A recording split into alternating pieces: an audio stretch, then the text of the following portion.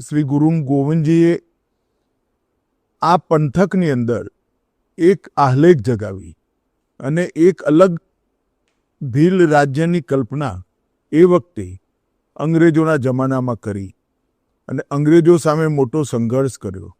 લગભગ 1512 આદિવાસી ભાઈઓ બહેનો અંગ્રેજો સામે એ સંઘર્ષમાં